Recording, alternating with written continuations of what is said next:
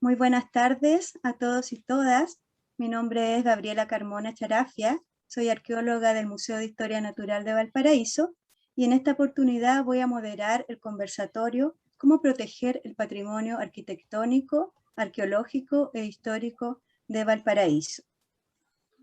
Vamos a presentarles a nuestros invitados para conversar este tema que se enmarca dentro del ciclo Arqueología Urbana de Valparaíso, develando la historia de la ciudad, que iniciamos en julio con un recorrido por el sitio Plaza O'Higgins.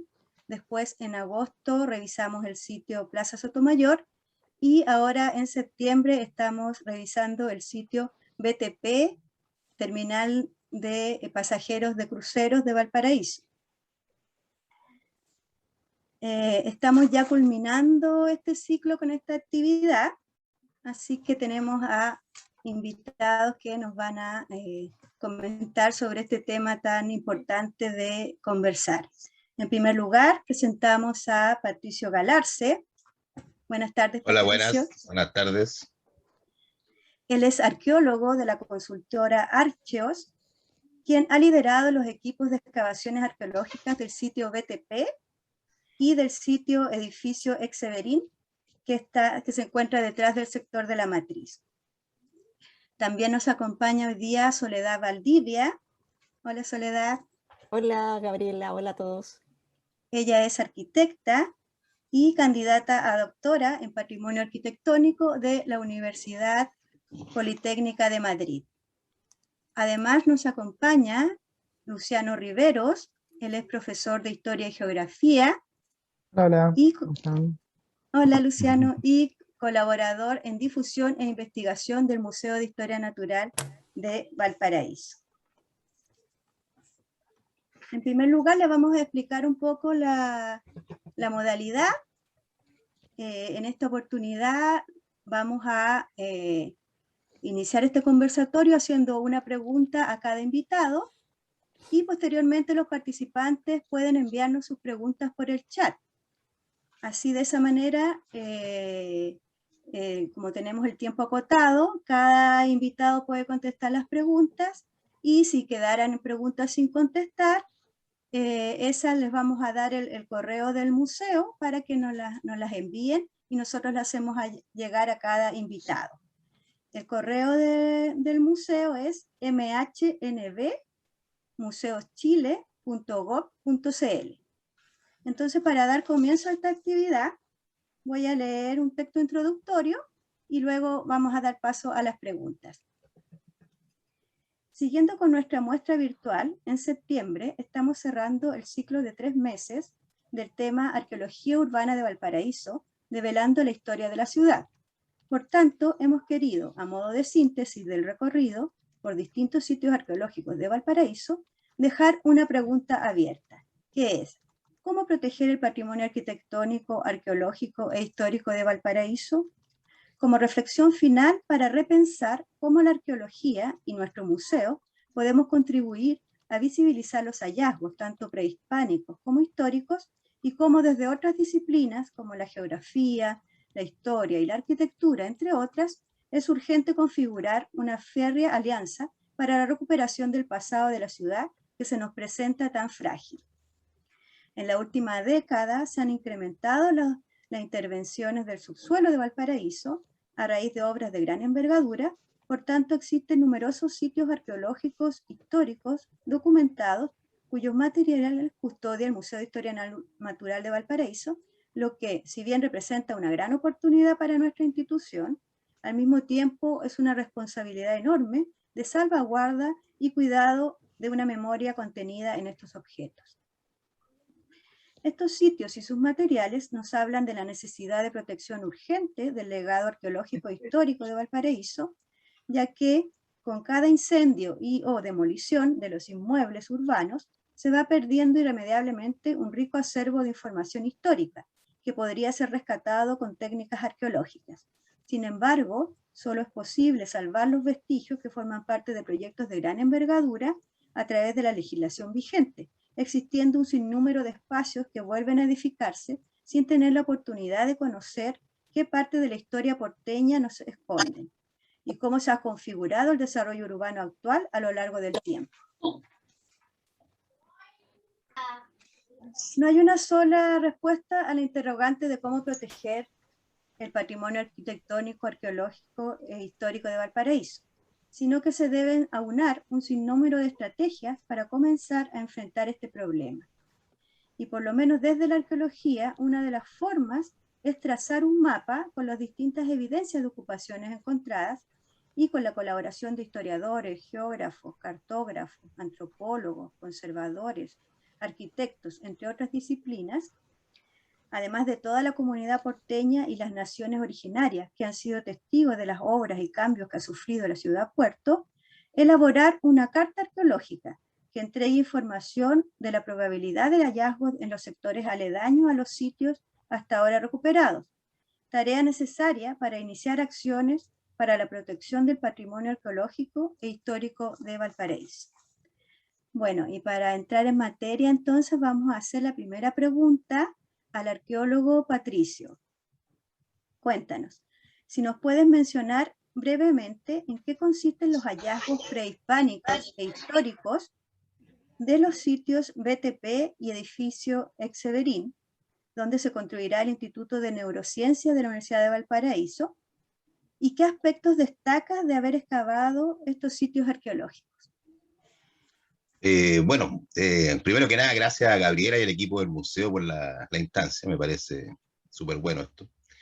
A ver, ha sido ambas experiencias bastante interesantes, excavar estos sitios arqueológicos, aunque ambos corresponden a situaciones, a realidades bien diferentes, ¿ya? Uno de esos, yo voy a hablar primero del BTP, que es lo que más nos convoca acá, y poco después del Severín. ¿Ya? Aunque quizás por una cosa de línea temporal, podría referirme más bien, pasando por lo prehispánico, por lo que tenemos en el Severín, ¿ya? Que es un sitio ubicado en el sector de la Matriz, donde está la comisaría de Carabineros, la segunda comisaría antigua, hasta el año 2000, después se abandonó, se quemó, etc. Pero al hacer el proyecto de neurociencia actual, un instituto de investigación científica de la Universidad de Valparaíso, se registraron importante evidencia de toda la ocupación, digamos, incluyendo una clara ocupación prehispánica en el lugar, ¿ya? Que nos remite a una ocupación de tipo de cultura concagua, estamos hablando pre-inca, digamos, ¿ya? No más de 1000 años, que tenía un conchal claramente prehispánico y cuyas características incluso se podían relacionar con estas ocupaciones casi como de indígenas changos que podían haber habido en las caletas donde se fundó Valparaíso originalmente, ¿no? Y eso es una evidencia, si bien no es muy espectacular, sí una evidencia importante, bastante clara de una ocupación prehispánica en ese lugar, ¿ya? En el BTP no tenemos esa ocupación prehispánica, pero sí hay algunos restos aislados de cerámicas, por ejemplo, alfarero temprano, algunas pocas cosas, pero en realidad, como ese sitio es un sitio más bien de relleno, podría ser de cualquier lado, ¿ya? Pero en el Severín donde tenemos algo más prehispánico. Y lo histórico ha sido sumamente rico. Valparaíso tiene la característica de que la arqueología histórica de Valparaíso es sumamente diversa y bastante relevante en términos del desarrollo histórico, digamos, de Chile, ¿ya? Y en este sentido, bueno, partiendo por el Severín, que es lo más antiguo, ahí se representa, por ejemplo, ya lo que es la ocupación colonial, donde tenemos presentes un cementerio colonial, ¿ya? Incluso colonial temprano y colonial tardío, y la construcción de estructuras cuya arquitectura, ¿ya? Y pertenencia histórica estamos todavía estudiando, pero que probablemente se relacionen a instalaciones conventuales existentes en el siglo XVII-XVIII, y que posteriormente fueron reocupadas por este lugar, que este lugar tuvo una historia del siglo XIX muy rica, fue cuartel, fue circo, fue teatro, una serie de elementos del siglo XIX, que ocuparon estas instalaciones, las que una vez después del terremoto de 1906 se desmoronan y son ocupadas por la comisaría de Carabineros que existió hasta el 2000.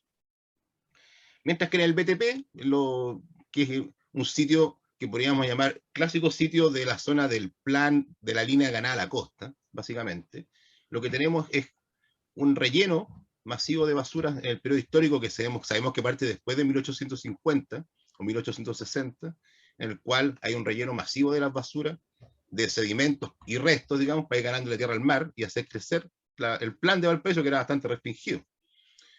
Y bueno, probablemente unas cosas destacables del BTP es justamente la gran secuencia, dado este relleno masivo y continuado en el tiempo de todos los cambios de la cultura material del siglo XIX que se pueden observar en estos sedimentos, ¿ya? Y aparte, en el BTP se identificó un sector con arquitectura que también pareciera ser una estructura fines del siglo XIX, pre-cemento, digamos, pre-introducción del cemento, que podrían estar asociados a instalaciones ferroviarias o portuarias existentes en la segunda mitad del siglo XIX en el lugar, ¿ya? Eso es como un poco lo que hemos visto en términos prehispánicos e históricos en ambos sitios. Bueno, y abierto a preguntas, si alguien quiere saber mayor información. Claro, sí, que estábamos bien expectantes ante los hallazgos del ex edificio Severín, porque como está justo detrás de la matriz, que Claro. como el sector fundacional de Valparaíso, pero ya hay más adelante seguramente van a haber preguntas para este tema. Sí, un Ahora vamos con la sitio segunda fundamental. pregunta. Claro, vamos con la segunda pregunta a Soledad. Desde la arquitectura, ¿cómo se ha actuado para resguardar el patrimonio de Valparaíso?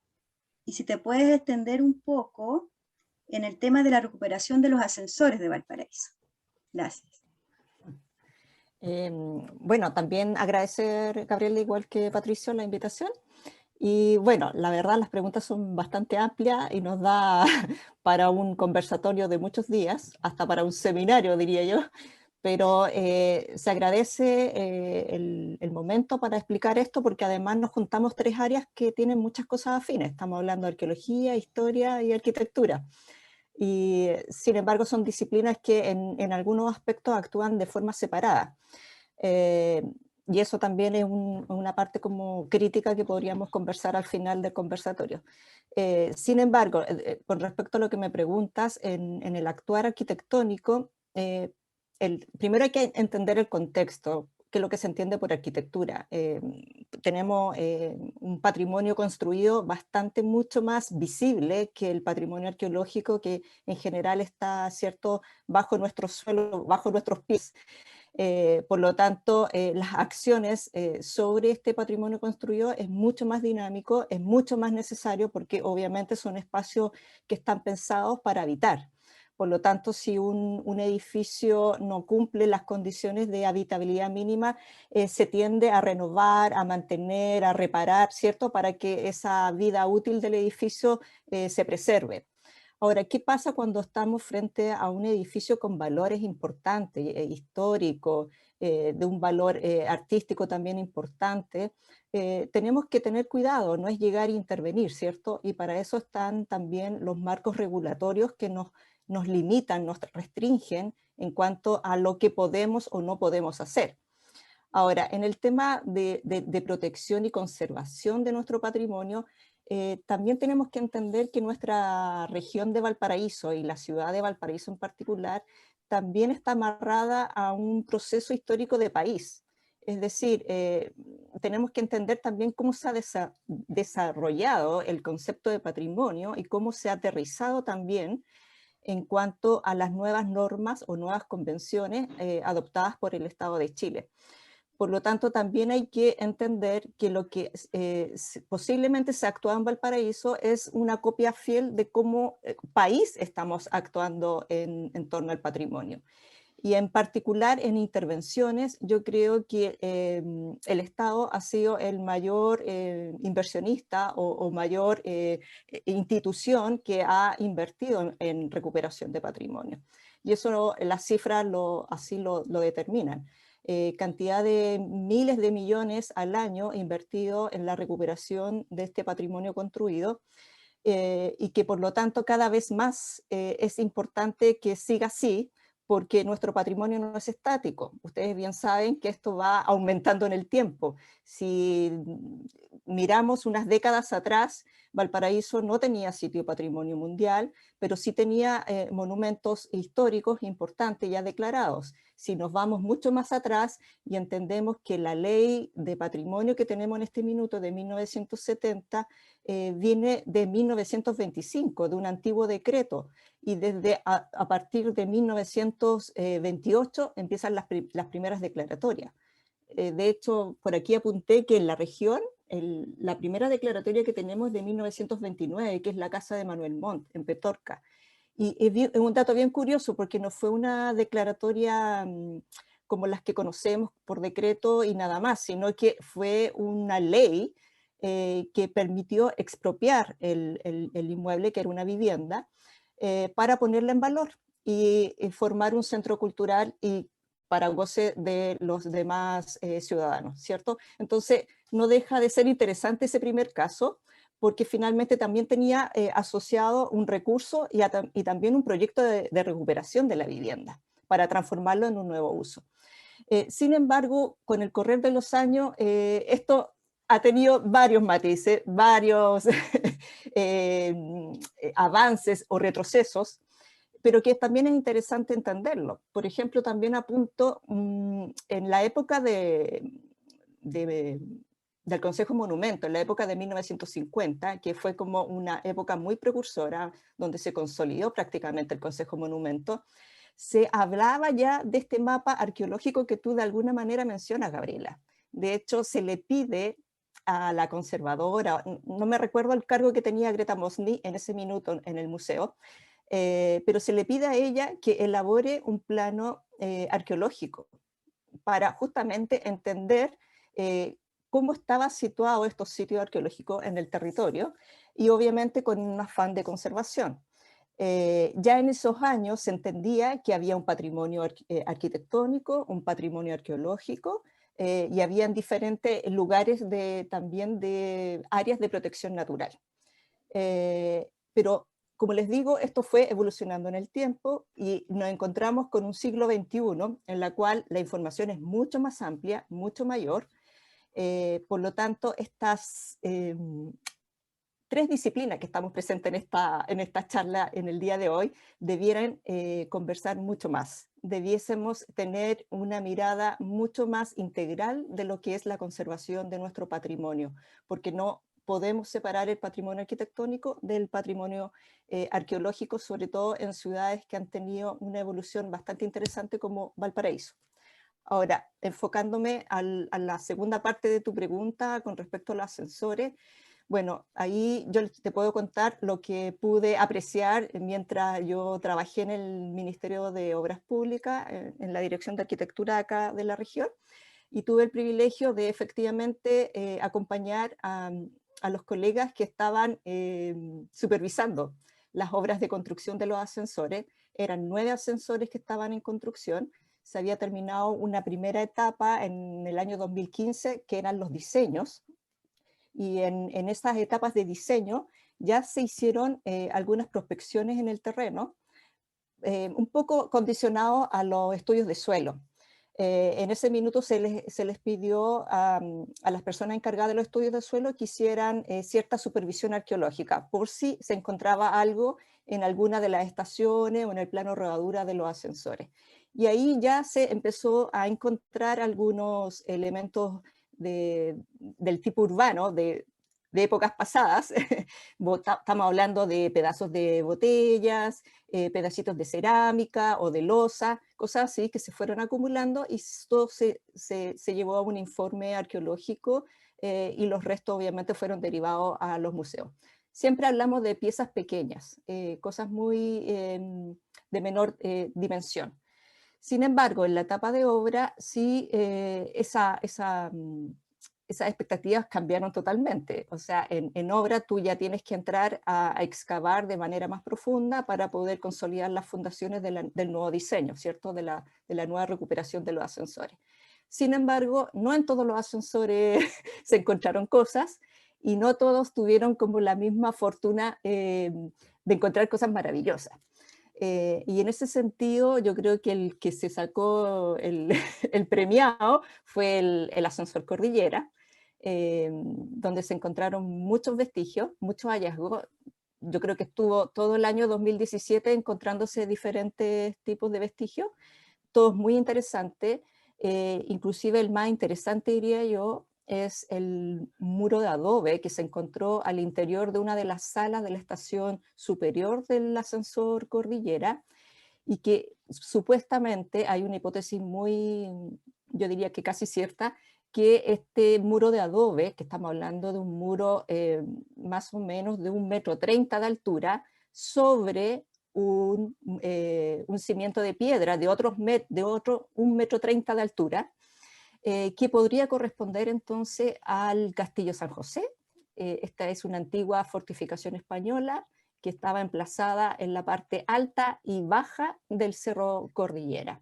Entonces estos hallazgos dan cuenta, la verdad, de rasgos y de una historia constructiva de nuestra ciudad, pero también de nuestra historia como civilización. Por lo tanto, no deja de ser importante. Y bueno, y en la estación de abajo, la estación inferior del ascensor Cordillera, también se encontraron otras cosas muy interesantes, como los antiguos cimientos de antiguas estaciones.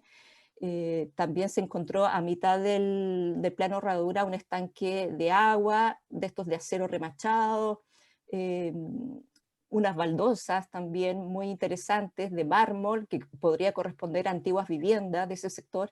Entonces, finalmente te arroja una cantidad de información muy importante para construir justamente nuestro pasado.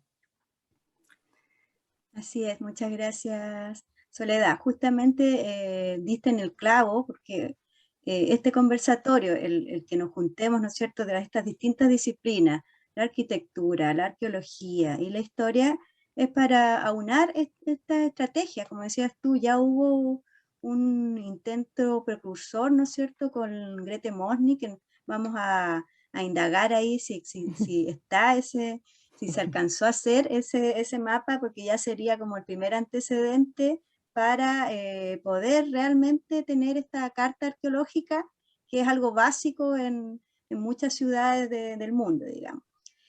Y la tercera pregunta vamos a dirigirla a Luciano.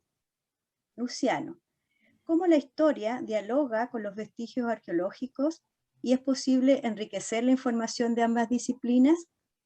Y también si nos puedes hablar un poquito, yo sé que es una investigación que recién está comenzando, pero de justamente las baldosas de Valparaíso. Gracias, Luciano. Ya. Bueno, muchas gracias.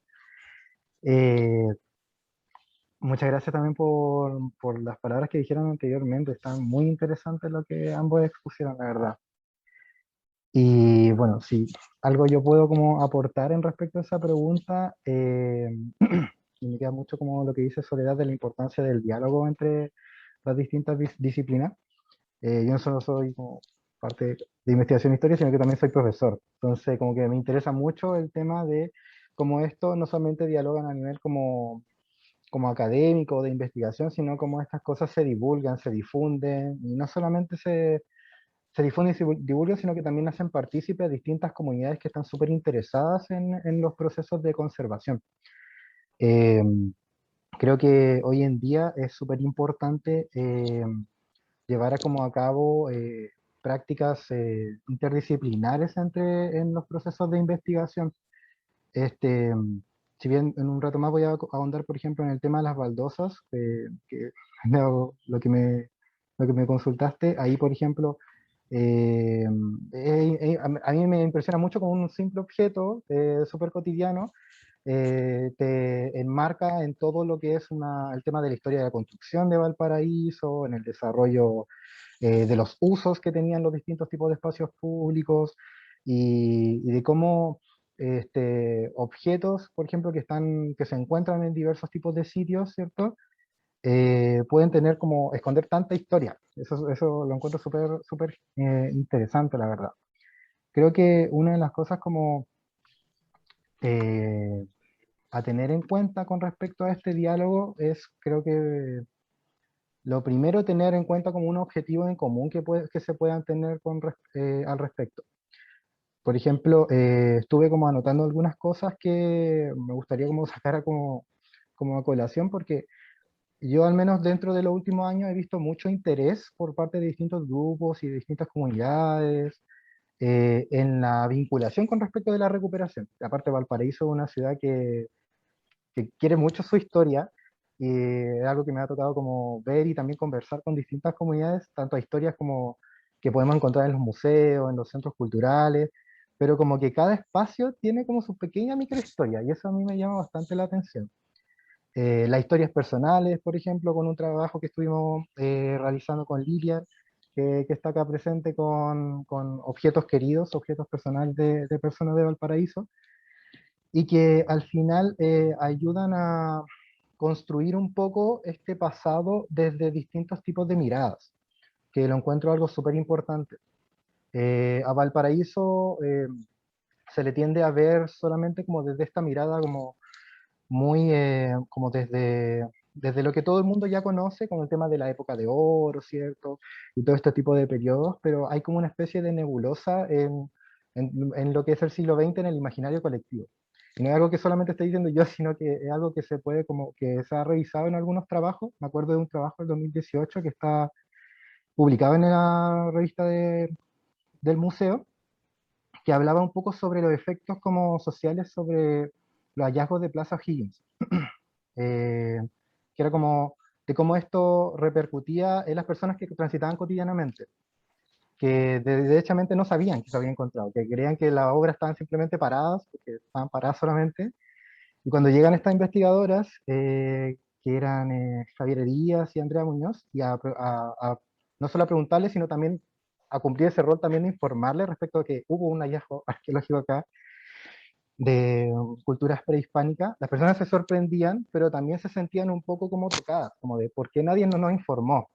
Y eso es súper importante al momento de pensar el tema de los diálogos, porque todas estas cosas en realidad le importan mucho a la gente, porque la gente siente como que es parte de esa historia, es parte de ello. Y eso es súper importante como para poder mantener como los procesos de vinculación y de informar, por ejemplo, con respecto como a la ciudadanía, al tema de participación ciudadana. Entonces, creo que el concepto de diálogo es como la, la piedra filosofal que nos ayuda así como a poder vincular todos estos tipos de cosas, en arqueología, en arquitectura, en historia, ¿ya? Y finalmente, cómo nos vinculamos con la misma ciudad y con su mismo habitante, porque al final quienes, quienes recepcionan la historia y quienes como la transmiten van a ser las mismas personas. Entonces, por ejemplo, también he visto que hay mucho interés en los sectores como de Placilla, por ejemplo, en la parte del bosque, el tema de la batalla de Placilla. Hace poco estaba la noticia de las piedras tacitas en el sector de Quilpué, que también como que había mucho interés por esa conservación, que se había para una obra.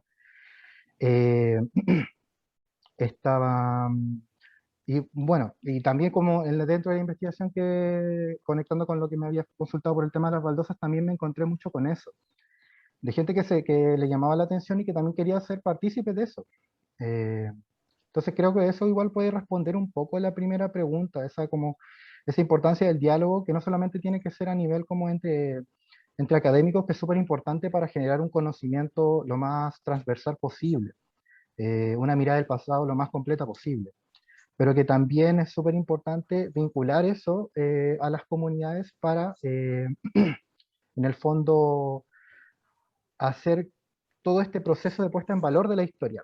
Eh, y bueno, conectándolo con la segunda pregunta, que es lo que me consultabas con el tema de las baldosas, eh, que es una investigación que estábamos haciendo acá en el museo en estos meses, la verdad, todavía está en proceso. Y si algo puedo adelantar de eso es que, claro, justamente entra esto de el vínculo entre historia, arquitectura y arqueología, porque hay muchos vestigios de una antigüedad de 150, 120, 100 años, de primeras empresas de baldosas de Valparaíso, eh, que llaman la atención porque justamente tienen todo un proceso de desarrollo desde que se importaban primeramente hasta que luego poco a poco se empezaron a instalar empresas, pero que eran muy sobre la marcha y que iban aplicando conocimientos que traían de afuera con la cachativa de acá. Entonces iban como en ese ensayo y error hasta que se empezaban a formar como empresas que fueron conocidas a nivel regional. De hecho, la última que estuvo, que ya no existe hace poco, fue Baldosa del Sol. No sé si la ubicaba. Que es un proceso que además es súper artesanal, pese a todo lo que involucra el tema de la producción a gran escala. ¿Y por qué lo digo? Como que lo conecto mucho con la arqueología y con la arquitectura, porque sí, a mí me tocó mucho recorrer Valparaíso al hacer este proyecto, y veía que muchas baldosas de la colección del museo que se están que se rescataron, todavía están puestas en edificios antiguos, o a veces se jugaba un poco con el rol del espacio privado y el espacio público, como que el espacio privado irrumpía en el espacio público y tienen baldosas ahí puestas en la calle, por ejemplo, que todavía están, como en el caso del pasaje Templeman, que eso tiene como un recorrido de historia de la construcción ahí puesto en el piso, la verdad. Y claro, una cosa que me llamaba la atención era que cuando iba y como consultaba respecto como a las personas, como que quedaban súper encantadas, porque quedaban como con otra mirada respecto de su espacio cotidiano. Como de que, pero como este pedazo como de cemento va a tener tanta antigüedad, va a tener 100 años este piso.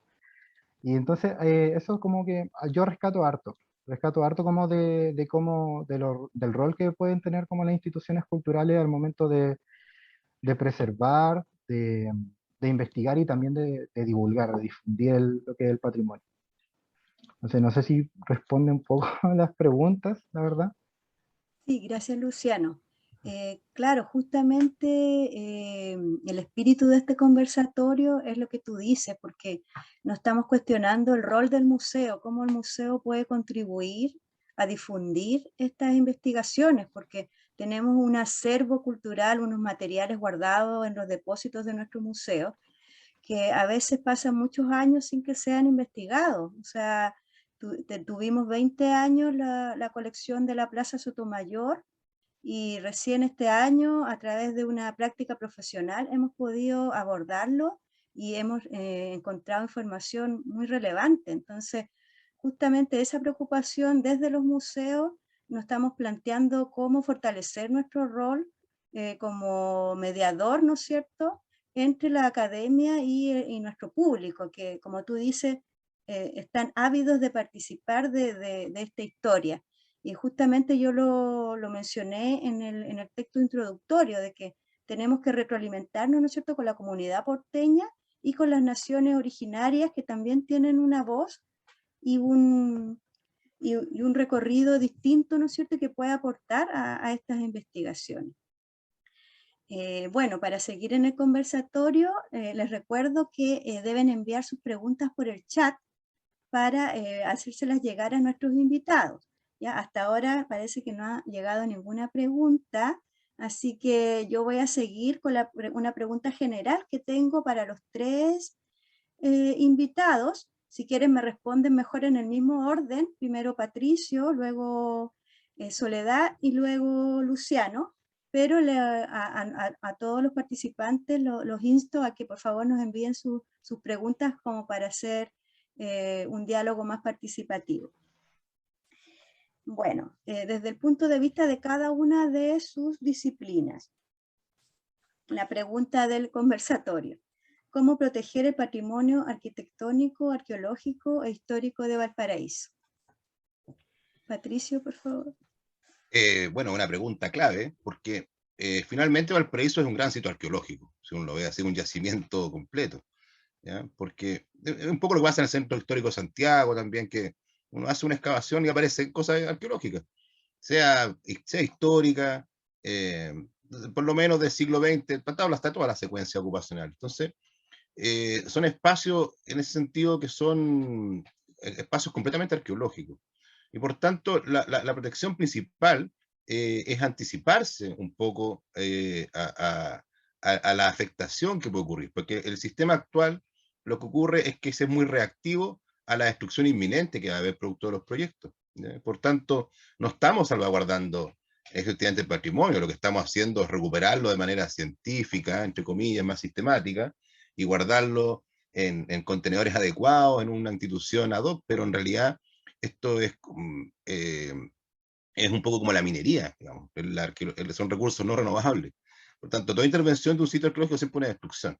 Y aquí la destrucción se está haciendo sin ninguna anticipación, ¿ya? Se está haciendo cuando el proyecto se va a ejecutar. Por ejemplo, les pongo el caso tanto de BTP como del ex Severín, donde en la etapa de construcción se empezaron a hacer las caracterizaciones, etcétera. Entonces, ahí ya no hay mucho que hacer, ¿ya? La protección, ya lo que queda es rescatar bien, sacar el pedazo ese y rescatarlo y entregarlo. Entonces, una efectiva conservación del patrimonio, protección, tiene que ir aparejada con esto de conocimiento previo. Obviamente esto requiere tanto concurso de agencias estatales como también privados, en la manera tal que esto se pueda hacer de manera anticipada y planificada, ¿ya?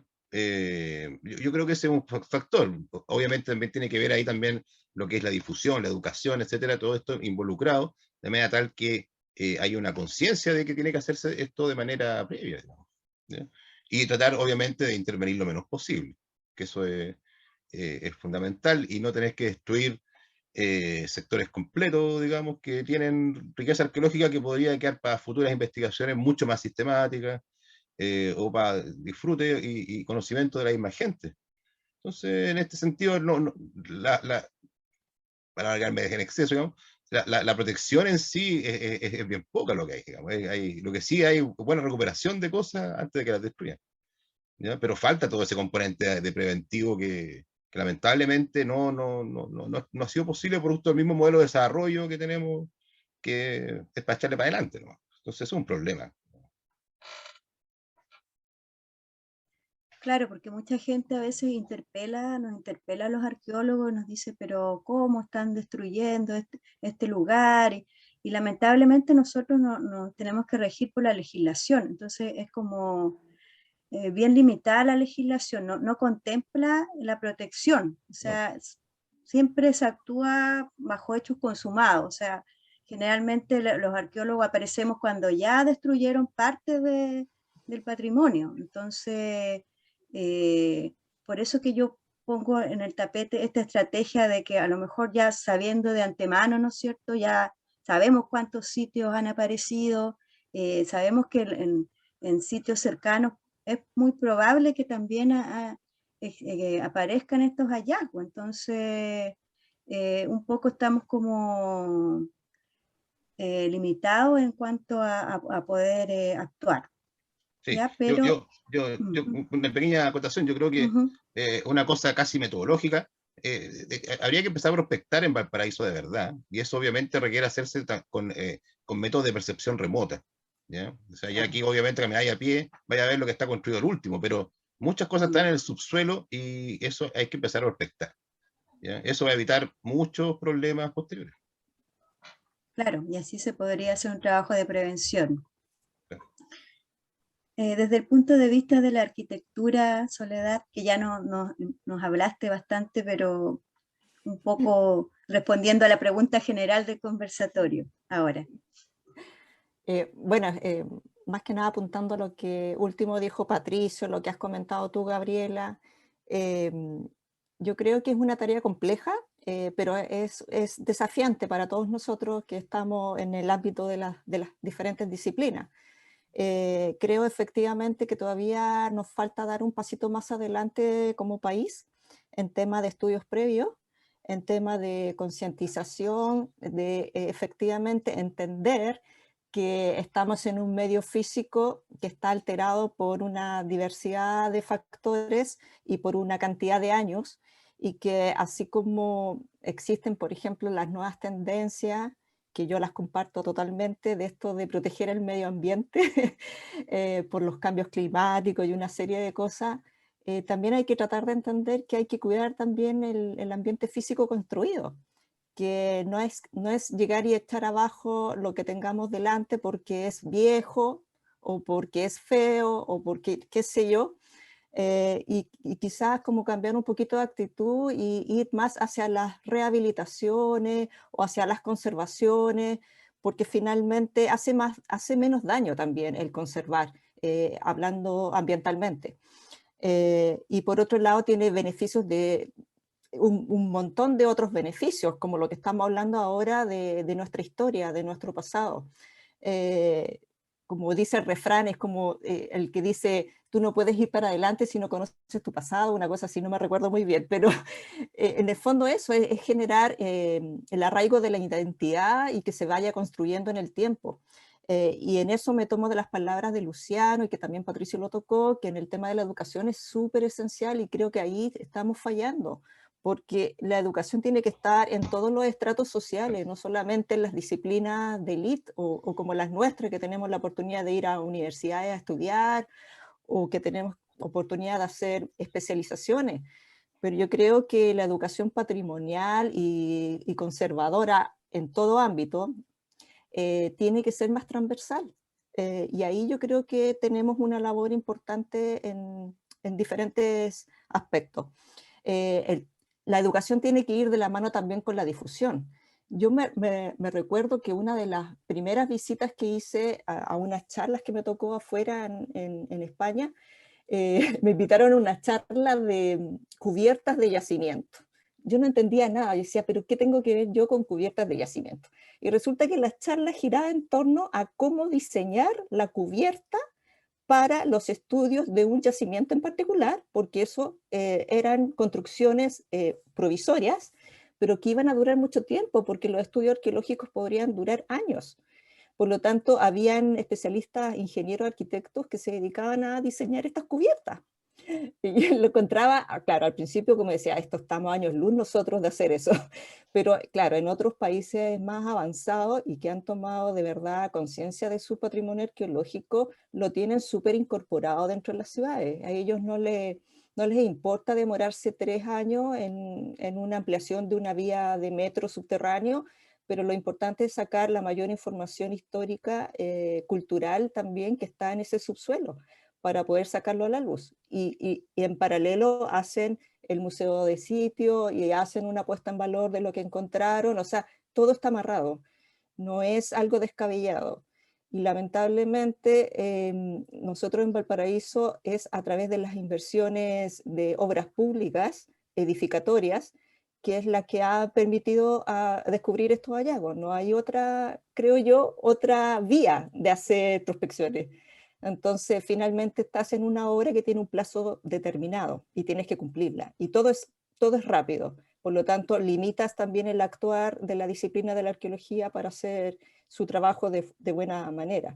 Así que creo yo que, por un lado, hay que potenciar los estudios previos y ojalá mucho antes de que se vaya a una iniciativa de construcción, esa área, porque una vez que ya ingresas a la iniciativa de inversión, no hay vuelta atrás, o sea, el recurso lo tienes y lo tienes que gastar. Por lo tanto, si tienes ya una plataforma y una línea base de lo que está pasando en esa área, sería fantástico para poder minimizar todos los impactos que se vienen después. Y por otro lado, creo yo también que hay que sistematizar la información actual. Yo creo que hay mucha información que nosotros no sabemos y que no está coordinada. Yo sé que el Consejo de Monumentos lleva años trabajando en este registro de sitios arqueológicos, pero esa información no está a la luz. Y entiendo que a lo mejor querrán hacerlo prontamente a través de una plataforma, aunque sea una plataforma interna para los arqueólogos, ya sería algo fantástico. Entonces, creo que por un lado la educación y por otro lado la sistematización y que todos trabajemos unidos, creo que es posible de hacerlo. Gracias, Soledad. Sí, también el tema ambiental que mencionaste es importante, o sea, es mucho más sostenible el restaurar, el habilitar nuevamente para edificios públicos, qué sé yo, que estar botando edificios y construyendo nuevos.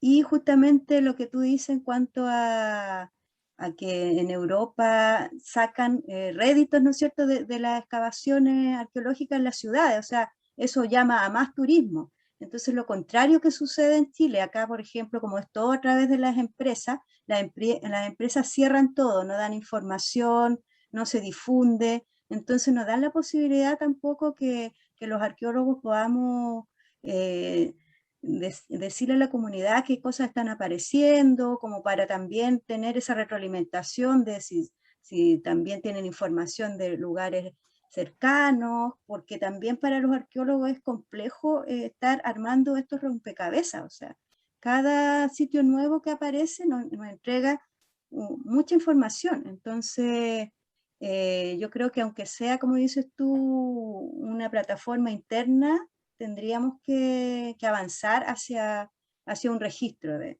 todos los sitios que existen en Valparaíso. Y Luciano, si no te puedes referir desde el punto de vista de la historia. Sí, o sea,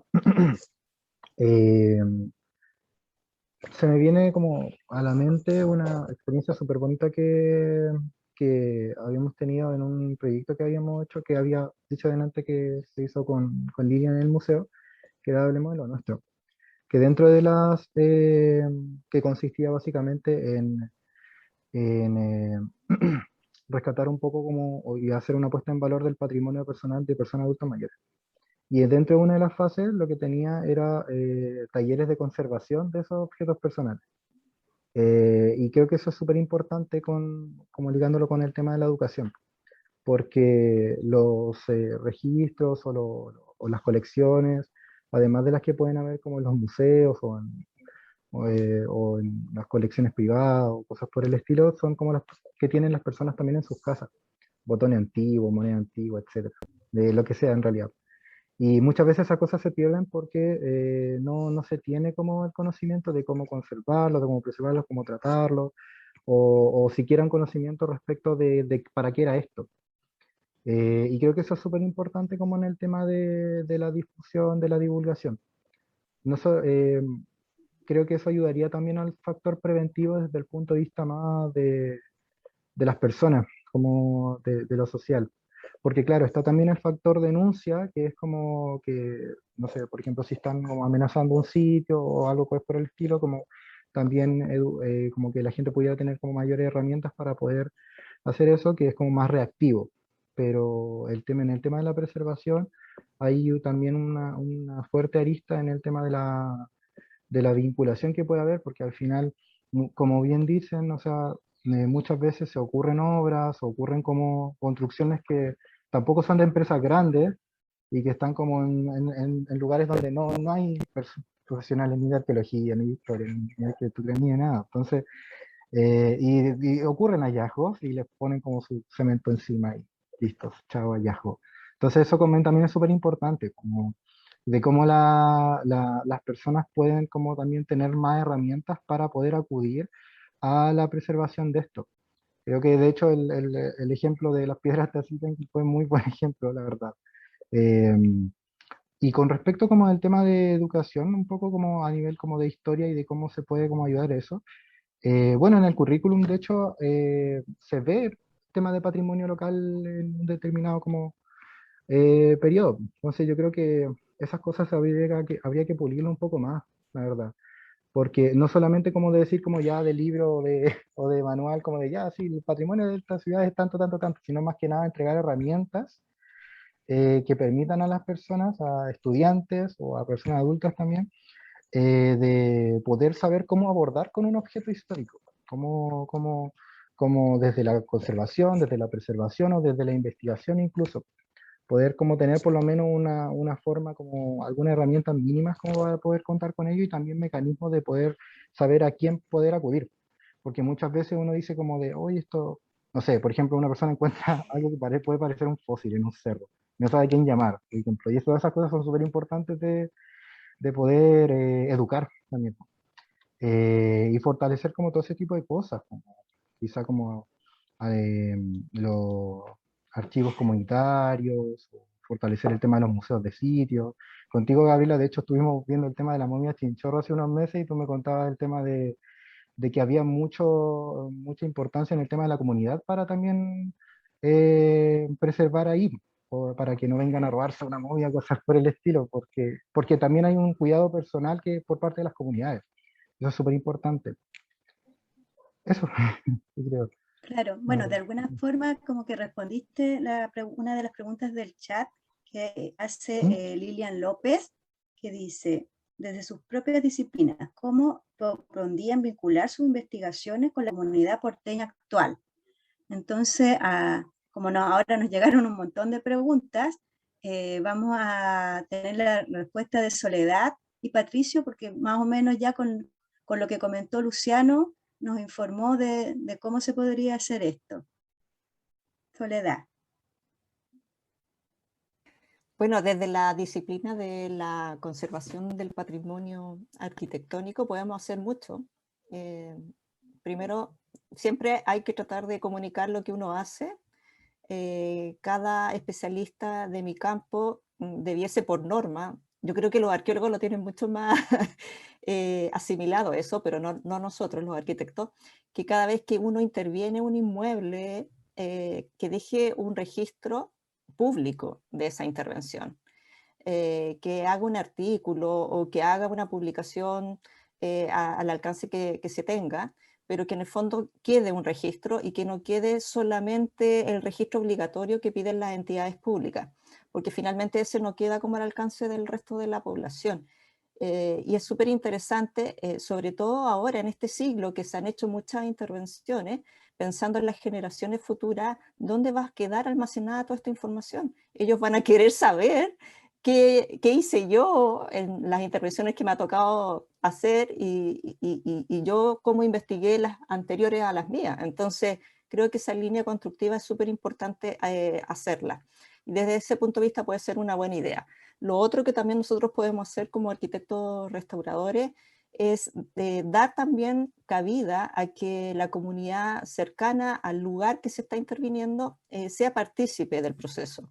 No solamente para comunicarles que va a iniciarse un diseño o una obra, sino que sean parte del proceso completo. Mientras tú estás con los maestros, con los obreros, haya un circuito. Eso se da también mucho en Europa, que la gente puede ir a visitar los proyectos de restauración cuando están en marcha y entonces la persona se apropia de ese lugar y entiende, y es más fácil de comprender de por qué se están haciendo las cosas. Entonces también eso también es un tema como que también tenemos que avanzar en ese capítulo. Gracias, Soledad. Patricio. Bueno, estoy de acuerdo bastante con Luciano y Soledad. La educación, claro, ha ido incorporando elementos de educación patrimonial cada vez más, aunque yo creo que no ha sido el esfuerzo tan coordinado en todos lados, sino que en Valparaíso me consta que la gente tiene mucho más conciencia del tema porque es una ciudad en sí mucho más volcada a esos intereses, mucho más movida, ¿ya? En otros lados les interesa poco o nada, ¿ya? Hay que trasladar así el impulso de Valparaíso a otros lados. Sin embargo, creo que igual hay que tener en cuenta también cambios que tienen que darse a nivel de reglamentos, cambios administrativos y legislativos, ¿ya? Porque, por ejemplo, claro, uno hace tremendas intervenciones en sitio, pero recién ahora el Consejo Monetario Nacional está exigiendo que se hagan publicaciones, que se hagan cosas así. Antes quedan los puros informes. Y a las empresas no les interesa, obviamente, gastar más tiempo, lo que implica la publicación, que aparte se va a demorar, por ejemplo, una publicación se demora un año más, tranquilamente, en que te la acepten. Hacer un libro tampoco es algo tan así asequible de hacer un libro de difusión. Tampoco las instancias de difusión son tantas, entonces hay una serie de temas que las empresas deben ser obligadas. Las empresas, sobre todo, son bastante secretistas, ¿ya? Tienen miedo a que les paren la hora, entonces tienen una mentalidad como paranoica, entonces hacen firmar cláusulas de confidencialidad, son renuentes, los datos son de su propiedad cuando los datos son públicos. O sea, todos los datos de sitios arqueológicos pero son de propiedad del Estado, pero sin embargo uno firma, porque tiene que meter la pega, digamos, cláusulas como que ellos son dueños de la información, cuando no debe ser. A las empresas no les interesa mayormente el nexo con la comunidad, o sea, ellos quieren hacer la pega y irse lo antes posible. Entonces, hay una serie de cambios que también se tienen que dar para que esas situaciones se puedan conjugar, ¿ya? Entornos sociales más favorables para la educación patrimonial, pero también entornos que permitan que esa información fluya de manera abierta para las comunidades, porque si no, o sea, yo por ejemplo, en el caso que estábamos en el Severín, que está al lado de la matriz, que es del MOP, todo, nunca pudimos llevar un grupo de gente al lugar. Cuando podríamos llevar a los colegios, etcétera, a que vieran, pues, ahí hay un cementerio, restos antiguos, etcétera. Nada, jamás pudimos llevar, porque no, que la empresa, que no, que el protocolo de seguridad, que nada. Entonces, al final no existe la voluntad. Entonces, aquí, claro, esto implica un acercamiento de voluntades y, por supuesto, un fortalecimiento del papel, en este caso, fiscalizador del Estado, que permita que eso también aterrice, ¿ya? Y yo creo que también incorporar más fuertemente en los currículum educativos el tema patrimonial, de manera tal que esto sea no solamente de casos específicos, sino que sea también algo que sea una política de educación para todos, digamos. Eso es fundamental. Gracias, Patricio. Ahora nos queda poquito tiempo, así que vamos a contestar 2 preguntas más, y las otras les pido por favor si las pueden enviar al correo del museo, que es mhnb@museoschile.gov.cl. ¿Ya? La segunda pregunta que vamos a leer es de Camila Gómez, que dice: considerando que Valparaíso es el único espacio urbano habitado que ha sido nominado a Patrimonio de la Humanidad, en comparación a otros en el territorio nacional, que son parques, sitios arqueológicos y o lugares no habitados, y que entonces no es un sitio estéril, al contrario, está en constante cambio e intervención por los mismos habitantes, ¿quiénes creen que son la entidad responsable de educar a la ciudadanía respecto a los valores excepcionales de su ciudad y el cuidado y preservaciones de la misma? Bueno, aquí también ya cada uno de los participantes, de los invitados, ha respondido. Como decía ahora Patricio, tiene un rol importante que hacer el Estado, ¿no es cierto?, en esta fiscalización y en esta integración hacia las comunidades y volcarse, ¿no es cierto?, a una educación patrimonial. No sé si alguno de nuestros invitados quisiera aportar a esta pregunta, responderla. Sí, a mí me Ya, gustaría complementar lo que dice ya, Gabriela, Soledad. porque menciona el sitio Patrimonio Mundial, que efectivamente es único en Chile, de estas características, como la persona dice, es un patrimonio vivo, ¿cierto?, que está en constante dinamismo.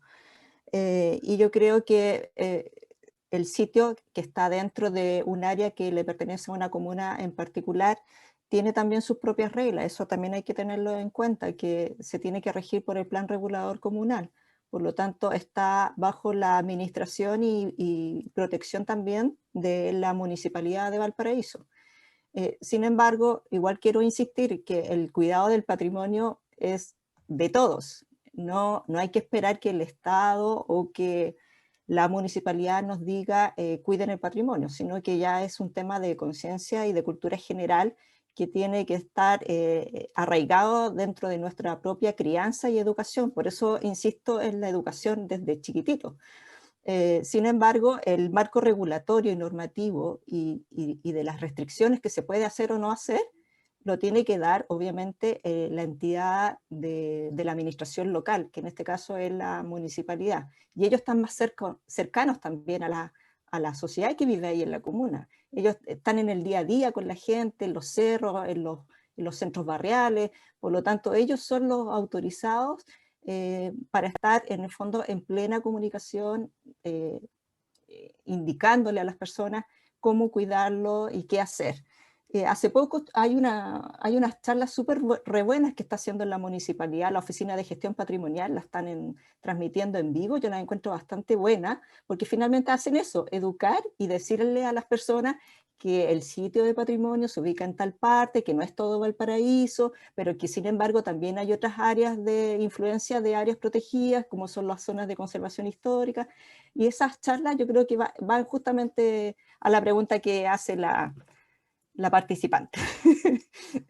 Muchas gracias. Sí, justamente en la Oficina de Patrimonio de la Municipalidad, como dice Soledad, están haciendo varias acciones, entre ellas estas charlas que contribuyen a la difusión. Y vamos a hacer la última pregunta, que es de Pedro Pino. Dice: ¿qué otras disciplinas consideran que pueden aportar a este diálogo del patrimonio de Valparaíso? Bueno, yo mencioné al principio, dije geógrafos, cartógrafos, antropólogos. En realidad, todas las disciplinas de las ciencias sociales, la arquitectura, y acá Claudio me puso: siempre he considerado que a los que más hay que educar es a ingenieros, exactamente por lo que están mencionando. Claro, porque aquí hay que educar tanto arquitectos, ingenieros, que van a ser los que van a tomar finalmente estas obras, y por lo tanto a ellos también hay que concientizarlos en que pueden proveer información valiosísima para reconstruir la historia de las ciudades.